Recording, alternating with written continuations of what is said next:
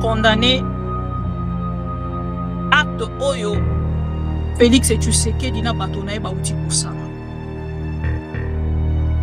Tango na koloba kombo ya Kabila, natie kombo ya Kabila liboso parce que moto ya azalaki cible na kati ya espace oyo Tania ezali petite sœur ya Joseph Kabila.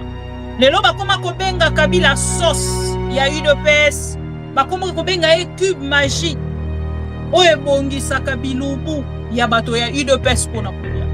Bisika on a kolinga kobenda penza matoi ya peuple congolais. À chaque fois que Félix Tshisekedi na bato na ye bamoni bakomi na suka balingi ba couvrir une bêtise ya moyibi na bango, ya mauvaise gestion na bango, bakozwa kombo ya Kabila baye na yango bakole pour que couvrir leurs bêtises. Chers amis, matin, midi, soir, cette famille est menacée par le pouvoir. Et on a Kolobanabino, ce qui est grave. Une petite sœur de loin, Azakutu, petite sœur là-bas, Moussika, l'IDPS a pris le soin de brûler le restaurant Kanya de la petite sœur de Joseph Kabila. Et quand vous faites ça, c'est pour quel objectif? Déjà, na koyebi sabino, ba travailleurs au balala kakuna na kati ont risqué leur vie. Mandeko balala ki na butu, ba risqué vie na bango. Pourquoi esengeli to ça? Pourquoi est-ce que tu as besoin de réponse? Est-ce que vous avez encouragé les Congolais? Non seulement que les Congolais sont protégés. Et bien, ça les miwapi, chers amis. Non loin, il y a gouvernorat provincial. Et en face, il y a hôtel de ville. Et la carte, il y a en face, il y a hôtel de ville, chers amis. Ataba saper pompier bayete.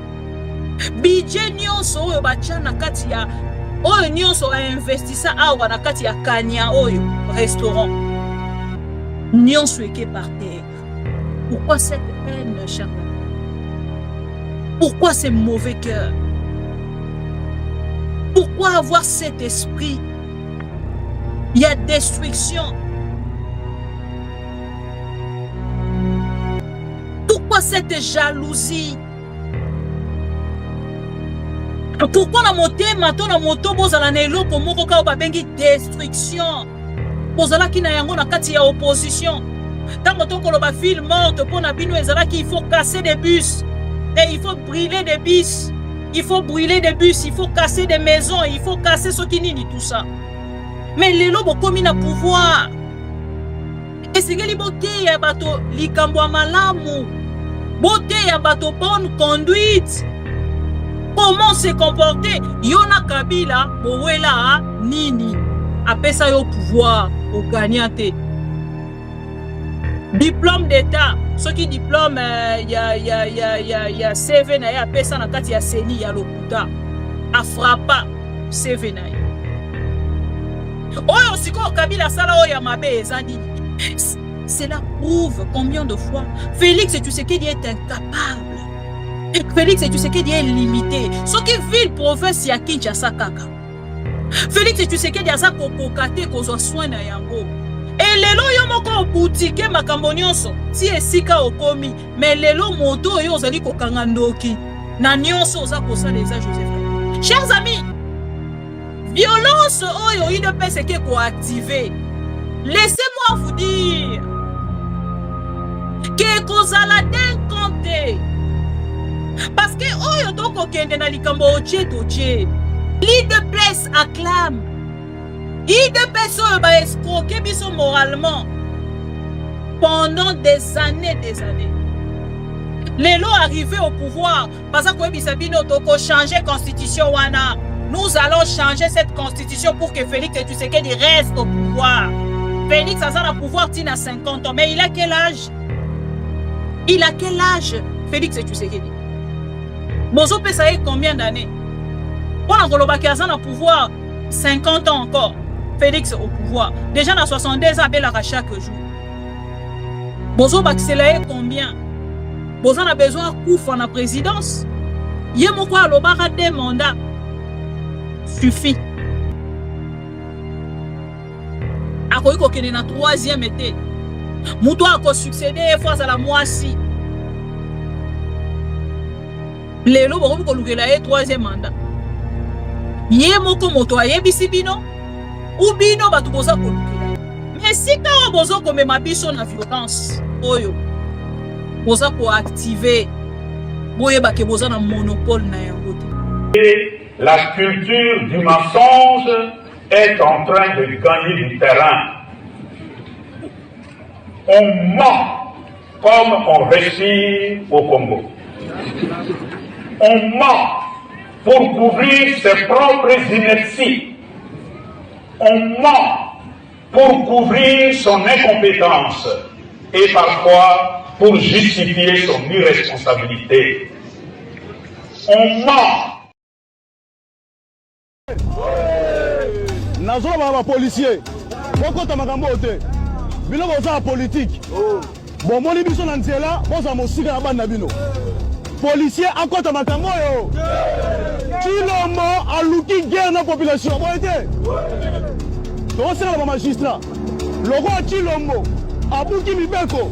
Soki moto ayibili pana balabala basanga nini?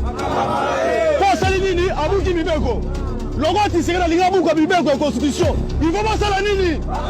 Il faut pas ça nini? Il faut pas ça la nini? Logo tisekedi aligni a changer constitution. Alors kuta na biso na balaba. Na balaba. Biso basi na bango. Biso basi na bango. Bango na uta boye. Biso ta uta changu. Ta uta lukunga. Ta uta mwamba. Ta uta funa. To kuta ni na bango. Oya goya. Oya goya. Bafwa. Moto Salanini. Moto Salanini. Changer Chilombo. Tika constitution. Changer Chilombo. Changer Chilombo. Alinga de. Alinga de. Changer Chilombo, tika constitution, tokutani na 2e partie na biso, chers amis pro Congo. Nazawa pona 20 minutes, nalingaki, chers amis, nasala une vidéo particulière pour Mandeko Bayi opposition nyonso bayo kapé Bayi Congomani o balandaka biso à travers ma mission TV le miroir du monde. Bandeko balandi ya maman Bibi Kapinga, to aimé vidéo, to partagé, to aimé vidéo, to partagé. Kabila cible encore une fois, il y a Félix et Tshisekedi tango nazali koloba yango ba image ezali à l'appui o to kotie la bino boromo na bobi biso to lobaka TV ezalaka radio te ndenge to lobaka TV ezali var biso na ngambo na biso to kendaka na kotia var pona komeka ko aider bandeko nyonso balanda biso na bosembo pe na bosolo. Chers amis pro Congo, na zongi na 2e partie oyo pona ko condamner acte oyo Félix et Tshisekedi na bato na ye bauti kosala. Tango na koloba kombo ya Kabila, na tie kombo ya Kabila liboso parce que moto ya azalaki cible na kati ya espace oyo Tania ezali petite sœur ya Joseph Kabila. Chers amis pro Congo, Kabila a été traité de tout le mot. Kabila a été insulté. Kabila a été identifié comme un Rwandais. Bapesa ba nationalité nyonso moto nyonso alingaki te na tongo alelo soki moto asepeli na eloko moko te na mboka argument ezangi ye bazwaka kombo ya Kabila batia yango na kati ya argument. Lelo bakoma kobenga Kabila sauce ya UDPS, bakoma kobenga ye cube magique oyo ebongisaka bilubu ya bato ya UDPS pona kolia. Tango na koloba yango, chers amis, na kotiela bino une vidéo. Boyebi Joseph Kabila bautaki koluka liwa na ye, koluka koboma ye na ngambo ya Goma. likambo wana esalemaki bato oyo bazwaki yango au sérieux, bazwaki yango au sérieux, bato pe bazwaki yango na comédie, bazwaki yango na comédie, ainsi de suite. Bandeko na ngai Joseph Kabila alongwa ya tsla 8 ans azali lisusu na pouvoir te. Bisika on kolinga kobenda penza matoi ya peuple congolais, à chaque fois que Félix Tshisekedi na batu na ye bamoni bakomi na suka balingi ba couvrir une bêtise ya moyibi na bango, ya mauvaise gestion na bango, bakozwa kombo ya Kabila baye na yango bakole pour que couvrir leur bêtise. Et lelo, chers amis, toyebisaki bino soki oyoki bato ya UDPS babandi lisolo ya motobo ya kufi, c'est que baza na préparation na quelque chose ya mabe pona kosala. Basali yango contre Kabila, bakendaki kobeta drone na ndaku na ye, e bomoni te ndenge nzambe asalaka makambo na ye, drone ezalaki désorienté ekei kobeta na ndako ebomaki humanitaire oyo akufaki. Aujourd'hui, chers amis, au-delà ya oyo Félix Tshisekedi asali na ndako ya Joseph Kabila, ndako oyo ancien président de la République avandaki, bakenda kobimisa bato nyonso baza na kati ya ndako wana, kobanda na mwasi ya Joseph Kabila, humilier ses enfants, tout le monde dans cette maison bazalaki humilié. La famille Kabila dans l'ensemble humilié. Résidence familiale, ba soldat bakoti, ba bengani bato nyonso, et Félix Tshisekedi a kosala yango na sens ya ko énerver Joseph Kabila. Et tango asalaka yango, chers amis, avantage avec les réseaux sociaux aujourd'hui, tout reste sur le réseau. Lobi tozalaki koloba, les paroles s'envolent. Mais lelo, nyonso toza koloba, nyonso tozo kosala, yango tango na kobenga bandeko na conscience. Ezalaka important moto na moto, azala penza na libala moko ya malamu na oyo etali conscience na ye. Parce que nyonso to koloba lelo, toza na ba vidéo ebele, toza na bato ebele tokoki kotanga bakombo na bango. Oyo balobaki lobi contre Kabila, lelo baza kokumisa Kabila. Toza na misusu balobaki lobi pour Kabila, lelo bazali contre Kabila. C'est-à-dire na nyonso tozo koloba, to longolaka flatterie na lolenge na biso ya kosala. Et tango naza koloba yango na ciblaka moto te. Naza koloba yango pona oyo nyonso tozo komona na se ya moyo. Oyi kozala oza koloba malamu, oza koloba kitoko, mais soki makambo oza koloba eza ko concorde na bo moto oyo linga ko pesa batu te, oza moto pamba. Et tango na koloba yango na lobaka na nyonso na lobaka moto na moto aluka par na ye na kati. Tozo komona lelo ba Willy Bakonga. Oyo balobaka na biso lobi ke bazalaki ba kabiliste. Lelo soki Kabila atiki politique, ye pa atiki. Lelo alobi azali kabiliste te. Bamende o malanga, oyo azalaka à la minute pour défendre Joseph Kabila, pas le régime, mais Joseph Kabila. Aujourd'hui, soki azako commenter, azako bisabino ke ngana azalaki kabiliste te, azalaki porte-parole. Et kolinga koloba nini? Na nyonso tozo koloba, na nyonso tozo kosala, tosala très attention na bilobi. Tosala très attention na makambo tozo kosala. Na makambo tozo kosala nde naza kotiela bino Félix Tshisekedi. Félix Tshisekedi lobi alobaki, soki a komi na pouvoir. Chers amis, vous avez toutes les déclarations de Félix Tshisekedi. Il y a avant et après. Alobaki akoki kosala 2 mandats te. Alobaki moto afinga lisusu Joseph Kabila te. Aujourd'hui, nous ne pouvons plus traiter Joseph Kabila comme un ennemi. Aujourd'hui, nous devons traiter Joseph Kabila comme notre partenaire nécessaire. Mais aujourd'hui, c'est Joseph Kabila qui est vilipendé partout. Les insultes dans Joseph Kabila. Moto babenga kilobi comme partenaire fiable. Lelo a commis kozo ba insulte dans tous les sens. Ba kei plus loin. Ba traiter lelo de rebelle. Ba kei ba condamner à mort. Mande konanga eloko eleki condamnation à mort ezali. Lelo Joseph Kabila azali condamné à mort. Malgré condamné à mort, baluki liwa na ye, ba humilier famille na ye. Et aujourd'hui, chers amis, na nyonso yo Joseph Kabila kokai kosala. Mais na nyonso asali yango na mboka.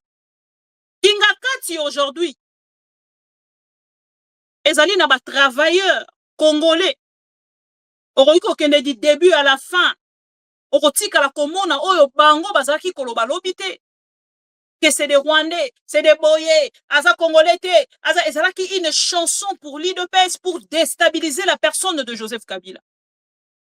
Toutes les personnes au lobby, bazalaki koliana Joseph Kabila.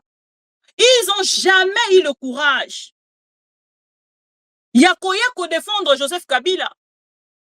Yako laver Joseph Kabila na ba insulte nyonso wana bakendaki kolati sanzoto na ye. Et la personne de Joseph Kabila. Et comme à Libye, il y a toutes les personnes où il y a Finga, Joseph Kabila, c'est un Rwandais. Mes chers amis, prenons ça comme tel. Le soi-disant Rwandais a laissé des sociétés en République démocratique du coup. N'a pas de maison à l'extérieur du pays. A Tongi na Kinshasa. Bandeko soki oke kingakati pona bato bazwa opportunité ya romona kingakati soki ezalaki mbongo na nga bolimbisa nga je suis une pro Congo mais naningaki na sala eloko ya ndenge wana na Congo te ndenge na luka mboka moko oyo ekozala ntango mosusu partenaire na nga oyo ke nalongwa pouvoir ou pas ekozala bien na mboka wana. Mais la personne que vous avez traité de Rwandais a créé ça à Kinshasa. Aujourd'hui, tant qu'on va visite Kinshasa, visite Congo, visite Congo. Oui, Félix, tu sais qu'il y a un mimétisme. Akenda ko copier visite Rwanda, ayena ngona Kinshasa, sans créer ba structure oyo ekomeka ko sunga na tourisme. Même les lieux touristiques, tozana yangote. Et pour na kosala yango, c'est seulement Kingakati oyo bango bazaki ko finga lobby. Oyo bango bazaki ko loba ke Kabila créé bunker na ye kuna. Bande konanga na yoka soni. Ya kotala nyonso nazalaki ko diffuser na kati etandweke nanga. Koloba ke Joseph Kabila azalaka na avion moko kuna, azelaka kaka mukolo oyo bakoya kokanga ye a décoller avion wana akende. Kabila créé ya piste mobimba kuna ya avion oyo ke mokolo akokende ko décoller avion wana. Bande ko mukolo tozalaki invité. Oye makamba ndenge ezalaka yo moto zali ko tia micro na bato balobaka makambo wana et mukolo alikambo ngo bakei ko benga bato. J'étais sur la liste de personnes oyo esengela ki ba participer pour na inauguration ya avion wana ba ebisaka biso. Ezaki mukolo aliboso na kende Kingakati. To komi na Kingakati to bandi ko zela to mona piste ngo oyo Joseph Kabila a créé. Na ye ko mona avion ngala lobi. Mais bato banda ko loba likambo avion bazaki na raison. Avion yango yo. Bande ko to koma kuna boye avion les ezalaki na ngonzoka epave. Basala restaurant na kati. Et mukolo tozaki ko kende tango to repusa na pembe na avion nzoka ezalaki po na inauguration. Na yoka soni à l'intérieur de moi. Na kokite na lobi na ebisaka Mama Olive. Mais Mama Olive toyoka avion ezalaka wa. Avion oyo Joseph Kabila ko décoller nango. Soki ba bengani na pouvoir. Avion ngo ezande restaurant. nzoka avion ngo ezalaki restaurant. Bandeko naloba désolé na motema nanga parce que boyebi lelo chers amis ezala bato mosusu tolekisaka na baplateau lekisa to pe tolekisaka na baplateau ba télévision na biso ba déclaration mosusu basala yo moko ovandi olobi mais tosumuka ensemble ekotala ke biso topesa baplateau na biso pona bato baloba nyonso oyo motema na bango ezalaki kosenga contre Joseph Kabila. Tokenda te quelque part koloba ke yo koleka te. Mais aujourd'hui toutes de personnes oyo bazalaki na biso lobi lelo na ba plateau na bango soki oye koloba contre Félix Tshisekedi ekoleka te. On était plus tolérant que bato oyo baza na pouvoir lelo. Et biso na tolérance wana tolekisa balokuta ebele. Tokenda totali boye chers amis avion babane koloba na biso po bato ya UDPS kezalaka na kingakati Félix Kabila lingaka voyager ako voyager kokima na avion wana ezalaka nango épave. Bozo komona moko ya ba mensonge ezalaka épave. Et bato nyonso bakendaka kingakati lelo bamona avion wana ezalaki na projet ya kosala restaurant. Boko mona ke mutu asala projet depuis asomba ba épave na ye atia azelaka kokisa oyo eza projet pour la République démocratique du Congo et les Congolais. En dehors, il y a Joseph Kabila. Sa femme Olive Lembe a créé aussi des sociétés, même les hôpitaux. Chers amis, ezala ya Mama Olive, ezala ya Joseph Kabila, c'est pour l'intérêt des Congolais. Lelo Joseph Kabila aza wana te, mais soki ba société wane bandaki kosala. Mais les ti lelo ba Congolais oyo bazwaki misala wana olandisama ya oyo ministre, première ministre na biso aloba. Maman Judith Soumino. Aloba kanini, bako créer ce qui combien de 1000 emplois. Ba créer à ton emploi mon côté. Demo kondiamboka ye ko changer maloba na ba déclaration en sala aye ko ebisa bino ki alobi non misala ona e ko pesa mela moto nyonso te jeune nyonso ko musala te et voilà ainsi de suite. Aujourd'hui chers amis, même les sœurs de Joseph Kabila, ses frères ont créé des sociétés en République démocratique du Congo. Et pendant que je vous parle là, une triste nouvelle est tombée mokolo ya lobi. L'UDPS a pris le soin de brûler le restaurant Kanya de la petite sœur de Joseph Kabila. Elle n'est pas trop aux réseaux sociaux et elle n'aime pas que son nom puisse être cité sur les réseaux. Abanda qui n'a pas menace. Babandi na ba menace, qu'on menacer société wana, qu'on menacer restaurant wana, et ça au moins 2 semaines depuis nazo ki information wana. Nalinga qui n'a publié yango, mais comme elle n'aime pas le réseau, alobi non, s'il vous plaît ne publiez pas cette information. Je ne veux pas avoir de problème avec le pouvoir. Chers amis, matin, midi, soir, cette famille est menacée par le pouvoir. Et on a Kolobanabino, ce qui est grave. Une petite sœur de loin. Azakutu, petite sœur nanga. Musika. Akokai Kolobake avanda na ye na poto. Akende na ye atana mboka moko boye na poto. Asala na ye comme toutes les filles à réseaux sociaux lelo. Avandi na ye na mboka moko boye se filmaka chaque jour na belle vie. Mais azui à investir na kati ya Congo. Na Kinshasa, na Gombe. Bandeko botala oye komi lobi. Je vais quand même vous montrer une vidéo botala. Botala oye komi lobi. Na restaurant de la jeune sœur, il y a Joseph Kabila.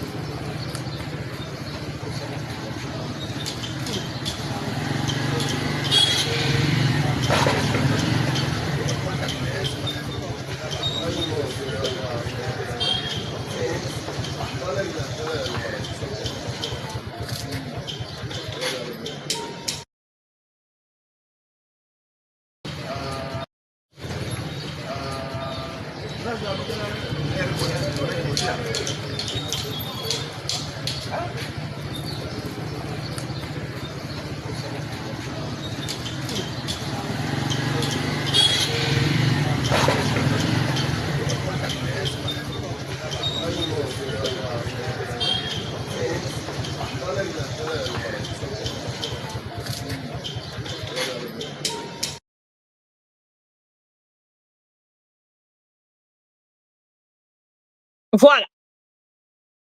Bambino moko boye bisanga. On peut ou ne pas aimer une personne. Mais pourquoi faire des choses comme ça? Restaurant oyo eza kofuta bandeko ba congolais oyo basalaka wana elongoli bango na chômage epesi bango misala. Et quand vous faites ça, c'est pour quel objectif? Déjà na koyebisa bino ba travailleurs oyo balalaka kuna na kati ont risqué leur vie. Mandeko balalaki na butu ba risqué vie na bango. Pourquoi esengeli tosala bo? Pourquoi est-ce que tu as une réponse? Est-ce que tu as encouragé les Congolais?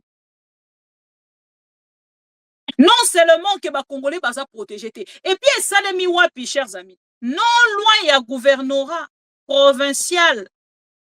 Et en face, il y a hôtel de ville. Et nakati ya kozala en face, il y a hôtel de ville, chers amis. Ata ba saper pompier ba yete. Budget nyonso oyo batia na kati ya oyo nyonso a investissa awa na kati ya kanya oyo restaurant. Nyonso eke par terre. Pourquoi cette haine, chers amis? Pourquoi ce mauvais cœur? Pourquoi avoir cet esprit? Il y a destruction. Pourquoi cette jalousie? Pourquoi na motema to na moto bozala na eloko moko ka babengi destruction? Bozala ki na yango na kati ya opposition. Tango to koloba ville morte pour na bino ezala ki il faut casser des bus. Mais il faut brûler des bus. Il faut brûler des bus, il faut casser des maisons, il faut casser ce qui nini tout ça. Mais les lobos comme na pouvoir. Et singeli bote ya bato likambo malamu. Bote ya bato bonne conduite. Comment se comporter? Na moni bino boche général Kasongo. Oyo ya armée. Bolobi non général Kasongo ye moto akozwa siko soin ya ville à Kinshasa. Ye moto akosunga pona embouteillage. Est-ce que za musala na yi? Cela prouve combien de fois Félix Tshisekedi est incapable. Félix Tshisekedi est limité. Ce qui ville province ya Kinshasa kaka. Félix Tshisekedi aza kokokate kozwa soin na yango. Kosa la propriété na yango. Na kosilisa embouteillage. Lelo bake ko improviser. Même Zarabino toujours Félix Tshisekedi est dans l'improvisation. Félix azalaka kaka na kati ya improvisation. Awa uti ko improviser. Likambo moko ezalaki na kati ya budget te. Alali kaka lamuki alobi bon. Général Kasongo lokola ya azalaka na bakuluna bon napesi yo ville à Kinshasa yo mtoroki ko banda kosala na. Tout ça pourquoi? Parce que alingi atalisa batu ki azali énervé contre moto yo mama na ye Martha kendaki na konome. Bosa bino nyonso informé que maman Martha moto akenda na konome oyo to bengi na kombo ya Bumba. Bumba n'a pas été voté. Bumba a été nommé par maman. Maman Marthe, c'est le choix de maman Marthe. On ne sait pas la relation. Oh, maman Marthe a dit na Bumba. Maman Marthe a imposé Bumba. Aujourd'hui, même temps, on Félix et tu sais qu'il y a Kei Nazando. Azoko bimelonge a vu monsieur. Mabundi le roi yangayo. Mais bon, tout na Félix et tu sais qu'il dit. Ozo vimba de la nani. Ce que za na moto faut vimba de la c'est ta maman. Eza maman Marthe ndo esengeli o vimba de la. Ce que za na moto esengeli o tombokela. Eza maman Marthe, eza bisoté parce que tu as tout le pouvoir. Ya kokwa isa même Bumba tout de suite. Ya koloba ke yo retirer confiance na yo na Bumba et puis lobi ba kwa ici Bumba. mais soko oza kosala yango te bato oyo baza kolanda attitude na yo baza kokota na kati ya distraction bato lokola biso boye baconsciente tokoki kokota na kati ya distraction ya Félix Tshisekedi te soki Félix Tshisekedi asali recommandation na badepute nyonso bakweyisa Bumba lobi alobi ke aretire confiance na ye na Bumba bandeko nanga 100% ya assemblée provinciale wana bakokweyisa Bumba mais Bumba c'est le choix de Maman Marthe. C'est là où le cœur de Maman Marthe ezali kopema. Je ne veux pas aller loin na kati ya réflexion na nga na relation ya Maman Marthe na Bumba. Mo mwa biso na bino toyebi ke Bumba aza motema ya Maman Marthe, Maman Marthe aza motema ya Bumba. Vice versa.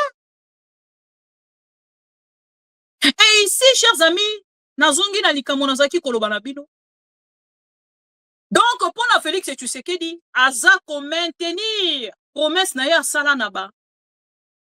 Papa épiscopo. Papa ya molimo catholique. Alors baka na bango. Entre nga na Joseph Kabila, il faut moko akufa. Eza likambo ya liwa to vie entre nous deux. Tonga na kufi to Joseph Kabila. Siko soki olobi olanda na bozoba na ye. Comment okoki kokoma na niveau wana ya kosala réflexion ya bozoba ya ndenge wana? Yona Kabila bowela nini? Apesa yo pouvoir au gagnate. Diplôme d'état. Soki diplôme ya CV na ye apesa na kati ya seni ya lokuta. Afrapa CV na ye.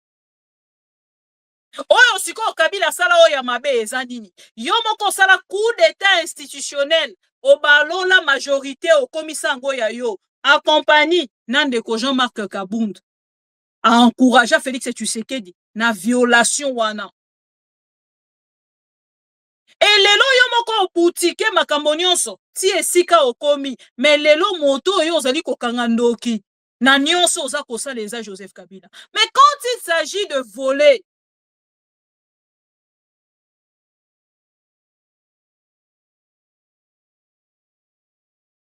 il s'agit de voler. Félix Tshisekedi a eu 100 combos à Joseph Kabila. Quand il s'agit de détournement, bah détournaka 100 combos à Joseph Kabila. Mais ce qui si ba détourner 100 combos à Joseph Kabila, ce qui te commis l'incompétence na bango, bah zu combos à Joseph Kabila ba afficher en grand. Nenge bomoni toche pro Congo na sima. Wana combo à Joseph Kabila et bini. Ce qui a commis un niveau d'incompétence, même aujourd'hui à Kinshasa, ici quand on va arriver à cause de l'entretien, ce qui va là, il va comme Kimbuta, oh nyo feza Kimbuta, oh nyo feza tango à Kabila, ce qui va bande qui kosala, mais biso to kuta ki boyete. Mais bino depuis boza, na 8 ans bosali nini. Na 8 ans bosali nini. Na 8 ans bosali nini. Bozo pense bosa la penini na improvisation basa ko kamamboka de l'improvisation à improvisation et lelo va improviser général Kasongo Kabwik. C'est un vieux na pesi mbote mais nazo tuna rôle na ye na Kinshasa lelo e kozala nini rôle na ye na Kinshasa e kozala nini. Chers amis, violence oyo il ne peut se que coactiver. Laissez-moi vous dire que kozala den compte parce que oyo toko kende na likambo oche toche lolenge moko boza ko répertorier biloko oyo ya Joseph Kabila pona kotumba pona kosala mabe bato oyo bandeko ya Joseph Kabila banani tout ça et tout bato ya opposition lelo na uti koyebisa bino bakei na ko agresser ndeko Claude Machal. Je pense que dans la photo moko ya ndeko Claude Machal na roumi sango te poza na makila. Voilà. Wana ndeko Claude Machal. Et bato ayi de pes babeteli yango maboko.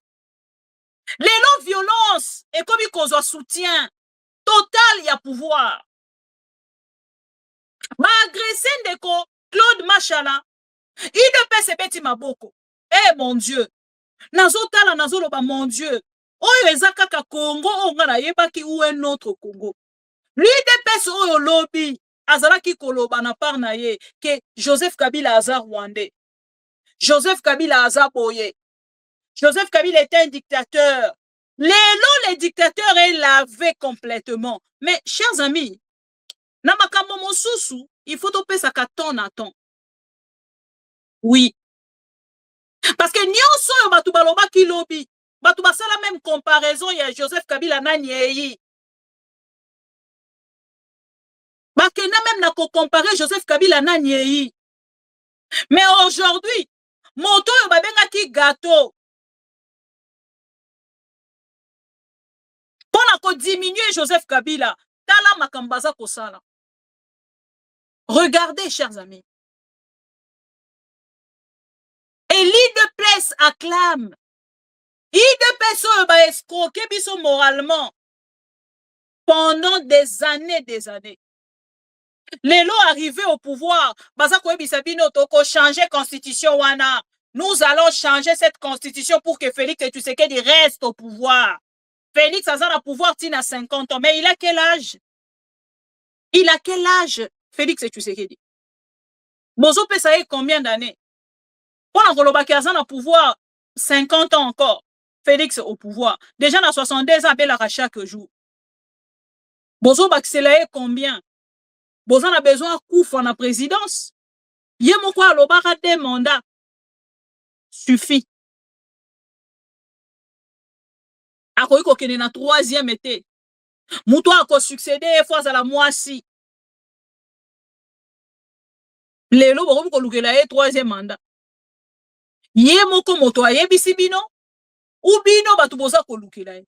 Mais si ka bozo komema biso na violence oyo boza ko activer boyeba ke boza na monopole na yango te. Ce que vous venez de faire aujourd'hui, na monsieur Claude Machala, oyo boza ko continuer ko sala na bayi opposition. Bande konanga peut-être boza informé te en dehors ya ndeko Claude Machala. Ndeko Barnabé Milinganyo auti ko zonga pour la 3e fois ou 4e fois prison ya Makala. Azongi pour la 4e fois.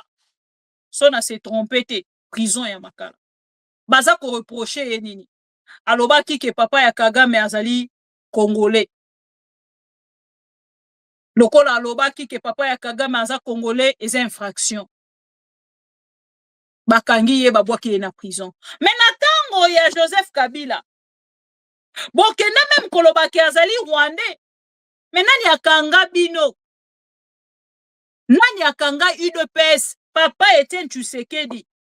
Azalaki koloba makambo wana. Ya une vidéo ya Félix Tshisekedi fona kende na kozwango na memango awa na nani. Nazo bosa na komema yango. Na yo kisaka bino ba déclaration au Joseph Félix Tshisekedi azaki kosala contre Joseph Kabila. Bokoyo kabino moko. Et puis bokoloba, bokozwa réponse. Parce que les lois en fait na ba var nion s'autodiffusaka. Eza pona koyebisa bino lolenge nini Kabila akambaki na lolenge ni Félix aza kokamba.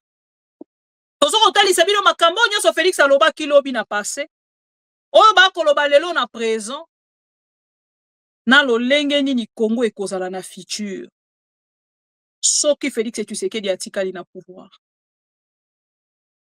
Et soki alongwe. Voilà. Et lelo Congo ekomi lolenge bozo komona yango. Toyebi te lobi lolenge nini lisusu ekokende kokoma. Mais au moins, chers amis, moto nyonso aza kozwa information. Aza ko partager na parnaï. Joseph Kabila atikeli biso constitution. Atikeli biso base. Félix Tshisekedi na batu na ye balobi non esengeli ba changer. Mes chers amis, soki lelo tokozwa président nyonso akoya esengeli a changer constitution pour que y a atikala na pouvoir Congo ekozala développer quand? Eza motuna, ezo ko mériter réponse. Balobi na biso balingi ba changer constitution. Pona Joseph Kabila atikaki eloko moko wana oyo eza kosala ke esengeli tokenda ko changer constitution. Merci beaucoup na bandeko ba Kongomani. Bango moko balobaki bakozonga tina constitution ya 1988. Nzambe nenga salaka makambu na ye. Le même article oyo bango baza kotelemela yango yo na kati ya constitution ya 1988.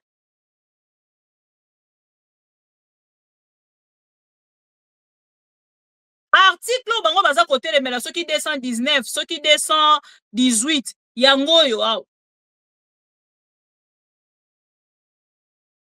na kati ya constitution ya 1988 na tango ya ndeko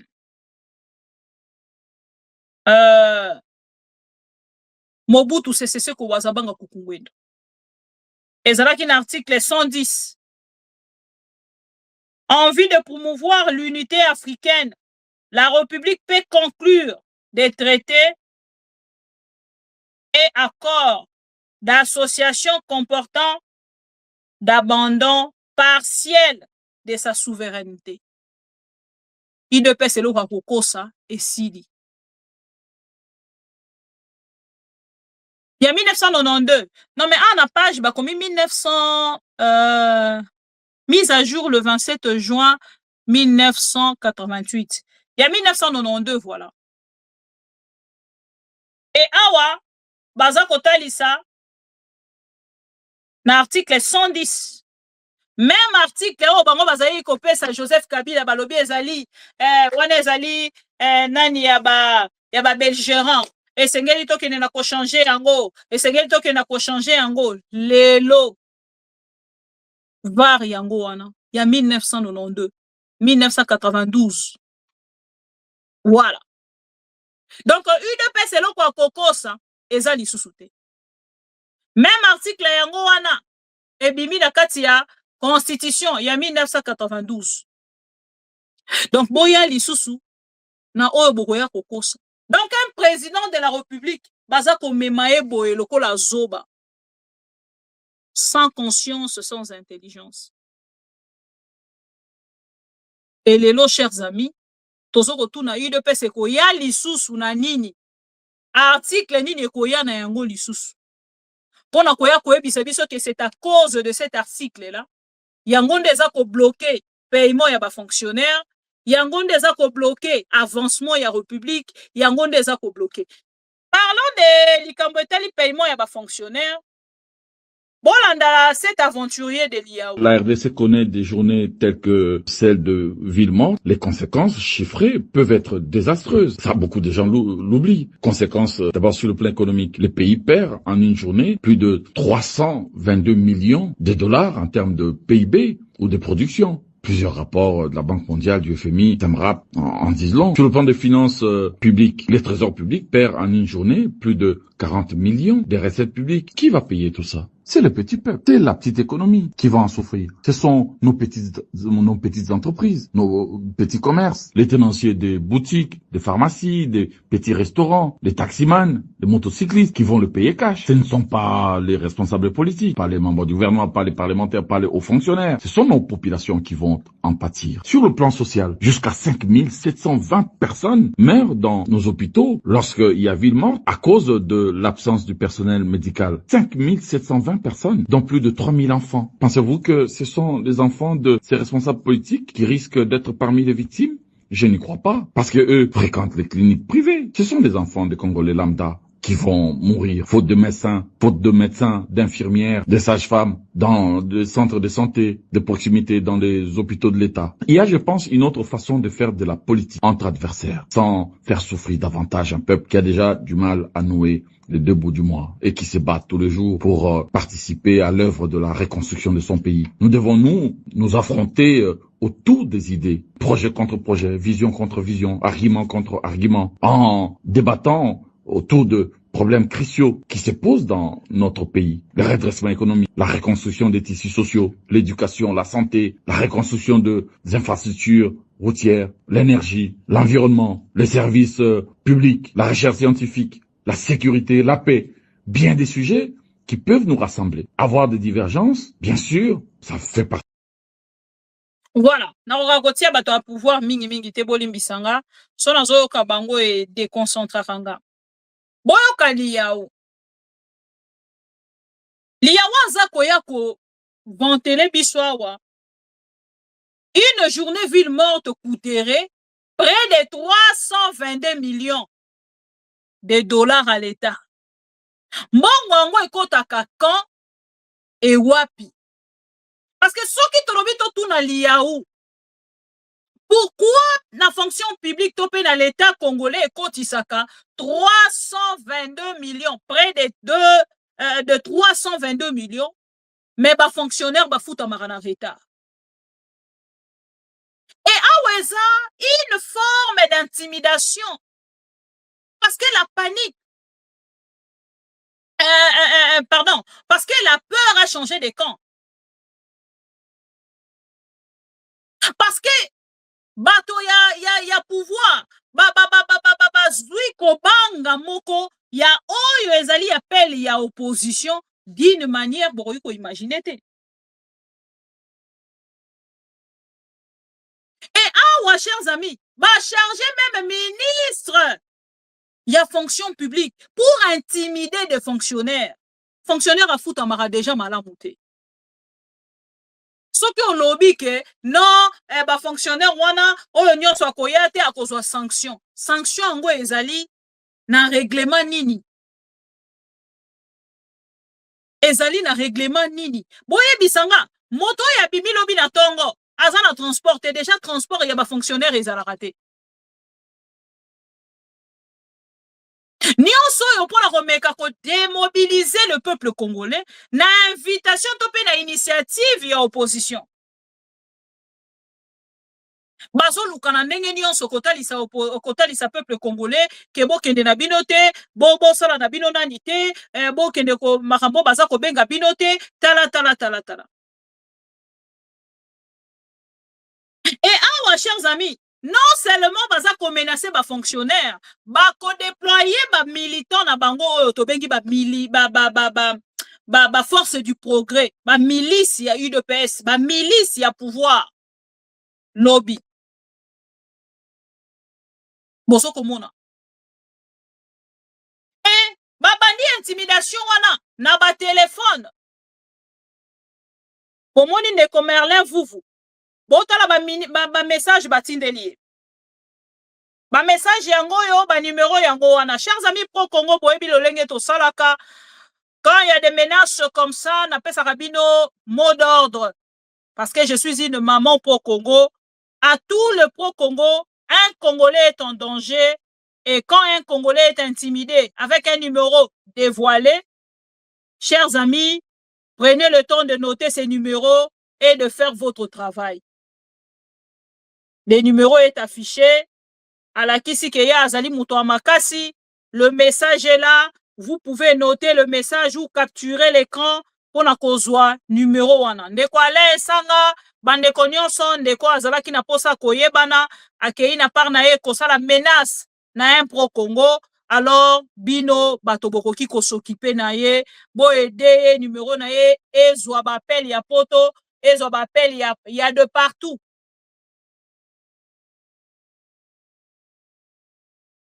Voilà. Pour me kampe ko noter numéro wana na lombango lolenge to sala kaboyebi.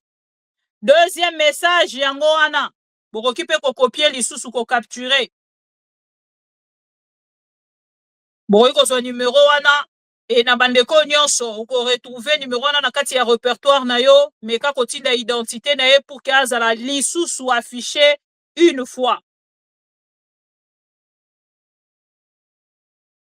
Azali kosala ba menace na moko ya ba pro Congo ke bakoboma ye mokolo ya lobi, bakotumba ndaku na ye, bakosala ye mabe et voilà les intimidations continuent.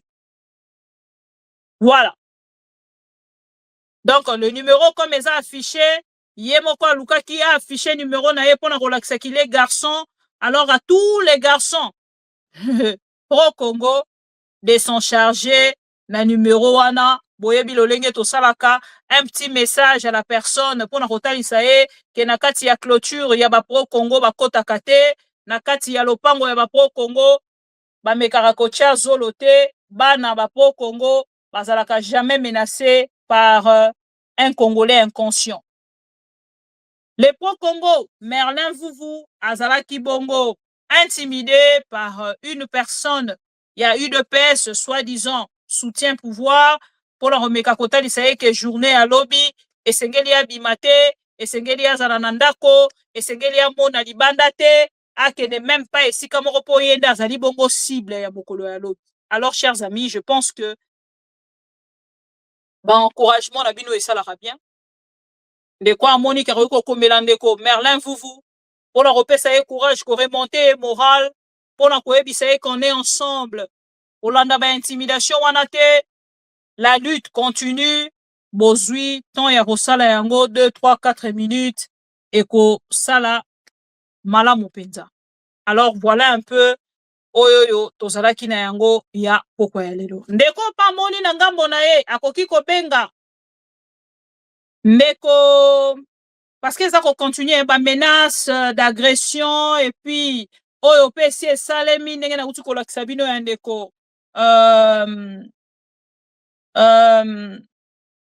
Claude Machala ya azalaki agressé mokolo ya lelo butu ti totanisa tongo ya lelo et basalaki déjà ba menace na yango na plateau ya télévision mais bandeko nanga ata olobi o échappé yango soki bato esi ba mitie na nzela na yo eza pasi ya ko échappé yango. Ndeko Machala azalaki agressé mokolo ya lelo et nazaki koloba tout à l'heure oyo IDPS akei ko activer lokola violence oyo ezali lokola combat pona bango et tango bazali kosala yango Augustin Kabouya azali présent lokola secrétaire général pe député national ba Eliezer Ntambwe bazali lokola ba ministre bazali kobetela yango maboko et bato nyonso basoutenaka IDPS bazali kobetela yango maboko et chers amis boza komona bino moko natalisi bino pe une vidéo ya restaurant Kanya oyo ezalaki brûlé par l'IDPS na butu ya lelo pototanisa tongo ya les deux butu ya le premier pototanisa tongo ya les deux yango yo basali na restaurant Kanya oyo ezali ya petite sœur ya Joseph Kabila, la famille Kabila ou le bien de la famille Kabila eza ko continuer kozala ciblé par Félix Tshisekedi na bato na ye oyo tobengi ba milice ya UDPS. Natalisi bino makambo oyo liawa alobi na kobenga message moko na bandeko ba fonctionnaire ville morte ou pas ville morte bandeko boyebi salaire bozwaka ville morte ezala to ville morte ezala te salaire na bino échangeaka te ville morte ou pas ville morte bandeko ba congolais bazwaka misala te ville morte ou pas ville morte congolais aganyaka eloko moko te. Donc soki lobi congolais s'est décidé avant na ndako na ye ata véranda ya ndako na ye amona te je ne vois pas à quoi liawo akoya ko apprendre na bandeko nyonso oyoyo ba se décider na mokolo ya lobi ba bimate pona ko exprimer oyo ezali mécontentement na bango na oyo Félix Tshisekedi azali kosala na République démocratique du Congo pena likanisi azui ya ko changer constitution.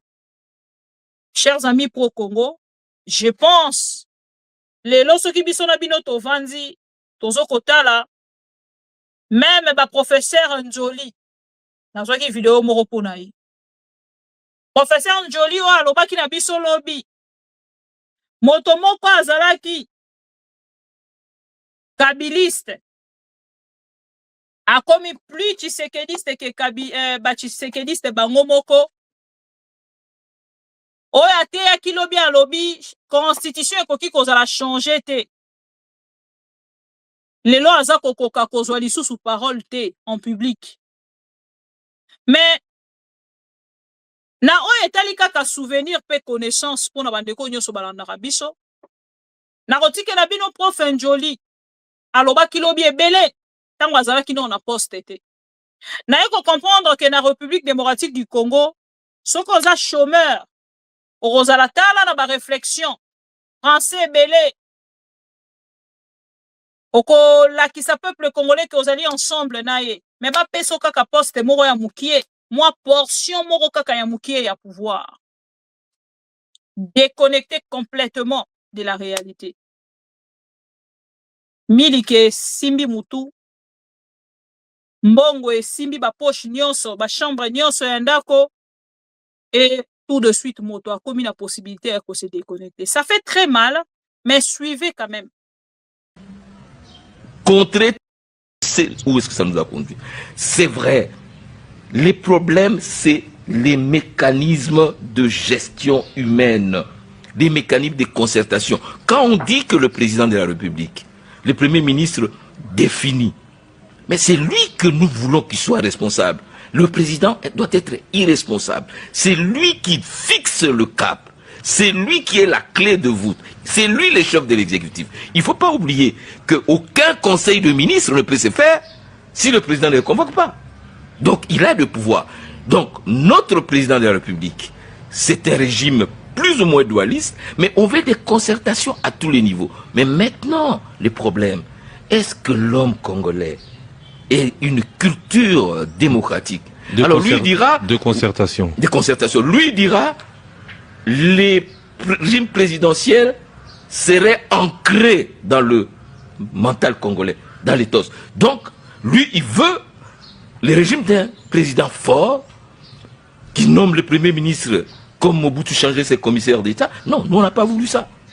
C'était l'option du peuple congolais et ça se dégage, n'est-ce pas, de la Constitution qui dit nous voulons contrer parmi les 7 vaches sacrées de cette Constitution, on dit contrer toute tentative de dérive dictatoriale. Nous en avons fait l'expérience et ce qui nous a amené là. Donc c'est un régime d'équilibre, c'est un régime de concertation, c'est un régime de compromis et il nous appartient à tous de construire ces compromis, ces concertations, ces consultations et on va bien aller. Si on n'a pas eu des élections en 2016, ce n'est pas le fait de la Constitution. C'est parce que quelqu'un voulait assouvir son syndrome de conservation active atavique du pouvoir. Et il nous a amenés dans les argumentaires pour ne pas organiser les élections. Ça n'a rien à voir avec la Constitution. Régime d'équilibre ou régime où les uns peuvent neutraliser les autres? Parce que c'est bien beau de parler de régime de concertation. On dit bien que la loi fondamentale, c'est la Constitution, ça doit être la ligne directrice de tout ce qui se fait autour de l'État. Mais à quoi sert une Constitution si elle ne nous permet pas d'être plus efficace? Là, on est dans le droit, je sais, mais le droit sert à la... Voilà. Chers amis, que le texte n'a pas de problème. Le texte n'a pas de problème. C'est plutôt les hommes. Tozongi na oyo baati alobaki. Tozongi na oyo bayi politique nyonso baloba avant lelo ba changer maloba. Mais ici, je vous invite aussi à faire très attention na ba déclaration moko ba pesi na ndeko Vital Kamerhe. Et ça fake news, il y a eu de pèse. Lokola ba constater silence na ye pendant longtemps. Ba créer un message, ba tient na réseaux sociaux pour ba yebi ki akoya ko démentir angote pour ceux qui a meki ba kosala ye lolenge basala ki baati lukwebo ba kosala ye lolenge basala ki ces messieurs ya Mbiye. Voilà. Bomoni Mbiye aujourd'hui a commis au nom à soutenir C64 et ceux qui C4 il y a Okitsen Kabuya. Mais azako sala yango pourquoi? Azo sala yango contre volonté na ye. Ba imposer ye, ba lingaki même bakanga ye. Il n'a pas de choix. Soko zala Kinshasa, pouvoir ezako tia yo pression. Chers amis, ceux qui n'ont pas pression ya pouvoir te. Tout na question ba pesa yo réponse.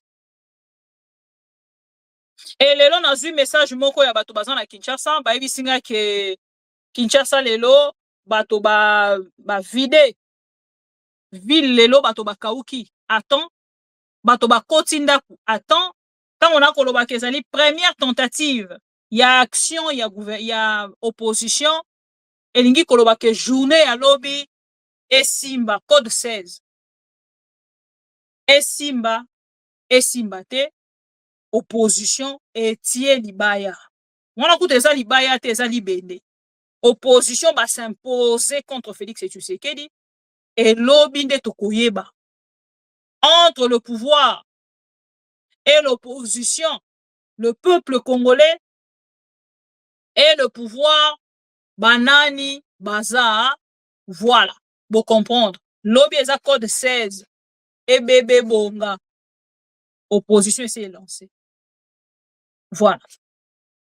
Awa Félix Tshisekedi azali pris na propre piège na ye na UDPS lobby balobaki lelo balingi bato balobate mais désolé ba congolais ba continuer koloba ba congolais ba continuer kotelemela oyo ya malamu ba kotombola soke kozala mais oyo ya mabe ba kotelemela. Chers amis pro Congo, message ezali ya bandeko ya C64 babengisi bandeko ba Kongomani mokolo ya lobby 3 juin 2026 moto na moto avana na ndaku ata veranda ya ndaku na yo komona te mokolo ya lobby ata balcon ya ndaku na yo komona te mokolo ya lobby biso na bino lobby tokokutana na ba TikTok tokokutana na kati ya ba télévision tokokutana na kati ya ba WhatsApp ola kotinda na ba vidéo ya oyo koleka na mokolo ya lobby boyete. Voilà. Alors, chers amis, na pesi bino, bonne soirée pour la mokolo ya lelo, na sengi na bandeko nyonso, tokutana na bango na TikTok, tokei direction TikTok ensemble na biso, pour que to meka bongo ko commenter la journée ya lobby oyo, opposition et bengisi bandeko ba Kongomani nyonso mokolo ya lobby. Chers amis, bosala très attention na manipulation à UDPS, journée à lobby ezali confirmée na bandeko ya opposition pour na moko ya biso avanda na ndaku abimate. Lobby mode palais activé. Voilà. Jackie Moussonga. Lobby mode palais activé. Voilà. Maman Bibi Kapinga est donc de retour. Bandeko to aimé vidéo to partager. 290 000 abonnés grâce à votre fidélité et confiance. Botika Tope Sarabino Kaka. Merci. Et merci encore une fois. Baraka, merci beaucoup. Et merci encore une fois na soutien na bino moral, spirituel. Pourquoi pas. Voilà. Tokutani na UDPS. Tokutani, pardon. Yokanga tokutani na UDPS. Tokutani na TikTok. Pona kotelemela. Bandeko oyo bazali ko soutenir. Likanisi ya Félix Tshisekedi pona ko changer constitution. Tokutani mokolo ya lobby na YouTube et tout à l'heure na TikTok. Bonne soirée à vous tous, chers amis. Les mots d'ordre est donc donné. À demain. Nazo ba policier. Bokota makambo te. Biloko za politique. Bon, moni biso na nzela, boza mosika ya bana bino. Policier akota makambo yo. Chilombo aluki guerre na population. Boyete. Tosala ba magistrat. Logo Chilombo abuki mibeko. Soki moto ayibi lipa na balabala basanga nini? Ko sali nini abuki mibeko. Logo Tshisekedi alinga buka mibeko ya constitution. Il faut basala nini? Il faut basala nini? Il faut basala nini? Lokola Tshisekedi alingi a changer constitution. Awakuta na biso na balaba. Na balaba. Biso basi na bango. Biso basi na bango. Bango ba uta boye. Biso ta uta changu. Ta uta lukunga. Ta uta moma. Ta uta funa. Dokuta ni na bango. Oya goya. Oya goya. Bafwa bafwa.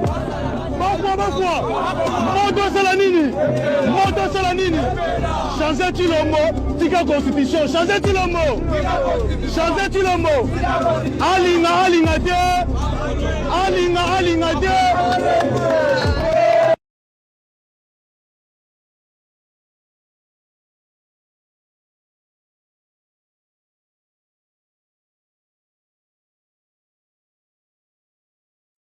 Touche à la Constitution de manière irrégulière, ça va vous retourner. C'est ce jour-là vous allez pleurer. Vous allez pleurer vos familles, vos enfants ici à Kinshasa. Ça ne va pas commencer à Rutshuru, ni à Manono, ni à Massissi. Ça va commencer ici. Et ça va péter. Péter. Vous allez fuir. Vous attendez. Vous allez fuir. Et la culture du mensonge est en train de gagner du terrain. On ment comme on respire au Congo. On ment pour couvrir ses propres inerties. On ment pour couvrir son incompétence et parfois pour justifier son irresponsabilité. On ment